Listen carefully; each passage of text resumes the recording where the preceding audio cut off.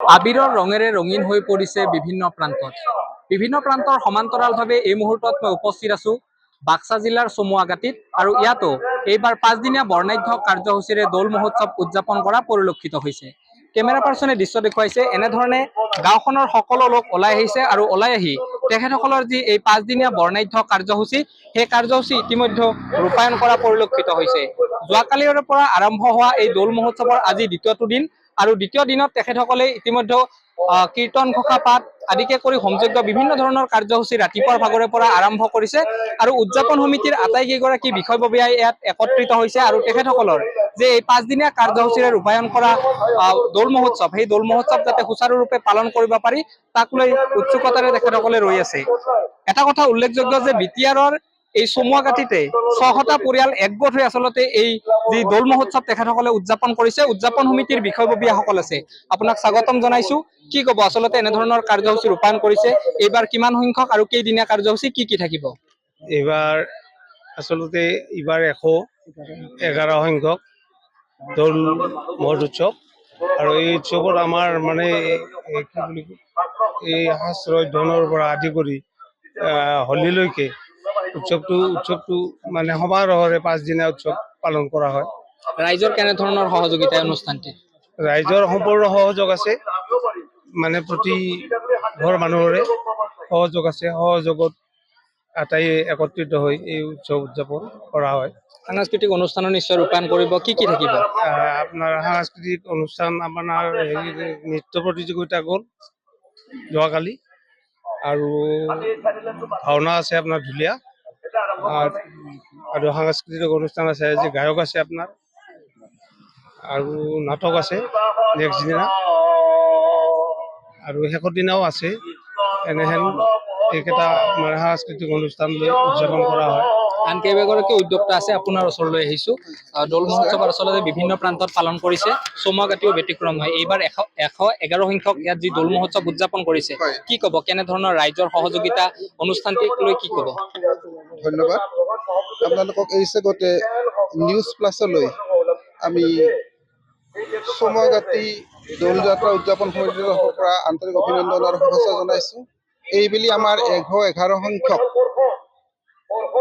উদযাপন আৰু এই 111 সংখ্যক উদযাপনৰ ক্ষেত্ৰত আমাৰ গোটেই অঞ্চলৰ সম্পূৰ্ণ সহায় সহযোগ আছে। চাদা বৰঙণিৰে এইটো উদযাপন কৰা হয়। এইবেলি আমি 5 দিনীয়া কাৰ্যসূচীৰে উদযাপন কৰিবলৈ লৈছোঁ। আজি দ্বিতীয় দিনৰ কাৰ্যসূচী। যোৱাকালি আছিল আমাৰ গন্ধ উৎসৱ, সাংস্কৃতিক একক নৃত্য প্ৰতিযোগিতা আৰম্ভ হৈছিল। আজি ভৰদেউল, আজি পবিত্ৰ পূৰ্ণিমা তিথিত ভাগৱত শাস্ত্ৰৰে দ্বিতীয় দিনৰ কাৰ্যসূচী চলি আছে। আমি হোম যজ্ঞ কৰা হৈছে। ইয়াৰ পিছতে খিচিৰিৰ প্ৰসাদ দুপৰীয়া আমি আপ্যায়ন কৰিম সকলো ভক্তকে আৰু বাকী 3 দিন আছে। এই 3 দিনতো আমাৰ বৰ্ণাঢ্য কাৰ্যক্ৰম আছে।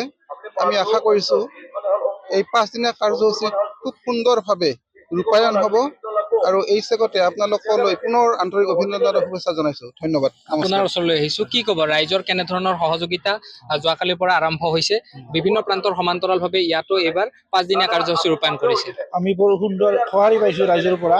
আমাৰ যিহেতু চমুৱাগাটী অকল এখন গাঁৱে আমি এই উৎসৱটো পালন কৰোঁ, গতিকে আমাৰ যিটো উৎসাহ উদ্দীপনা দৌল সংক্ৰান্তত আমি যথেষ্ট সুখী আৰু আমি আশা ৰাখিম ভৱিষ্যতে আমাক যাতে এনেকুৱা ধৰণে ৰাইজে আমাক সহযোগ কৰি আমাৰ এনেকুৱা ধৰণৰ 5 দিনীয়া কাৰ্যসূচী আমাৰ লগত পালন কৰাত সহায় কৰে।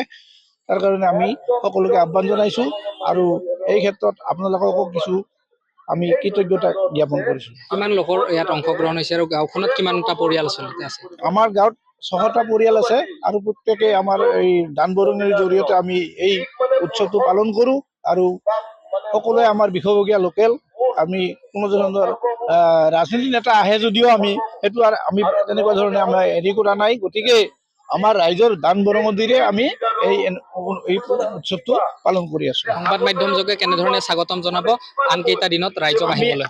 আমি আশা ৰাখিম সংবাদ মাধ্যমে আমাক এই ক্ষেত্ৰত কিছু সহায় কৰিব, যাতে আমি এনেকুৱা ধৰণৰ উৎসৱ পালন কৰাৰ ক্ষেত্ৰত আমাক চৰকাৰে আমাক কিবা সহায় সাহায্য কৰে। তাৰ কাৰণে আমি সংবাদ মাধ্যমক সহস্ৰবাৰ অনুৰোধ জনাম। ধন্যবাদ জ্ঞাপন কৰিছোঁ। হয়, এনেধৰণে যোৱাকালিৰে পৰা পাঁচদিনীয়া বৰ্ণাঢ্য কাৰ্যসূচীৰে চমুৱাগাটীত দৌল মহোৎসৱ উদযাপন কৰা পৰিলক্ষিত হৈছে। ব্যতিক্ৰমভাৱে যি প্ৰতি বছৰৰ সমান্তৰালভাৱে এইবাৰো তেখেতসকলে 111 সংখ্যক দৌল মহোৎসৱ এইবাৰ যি পাঁচদিনীয়া কাৰ্যসূচী ৰূপায়ণ কৰিছে।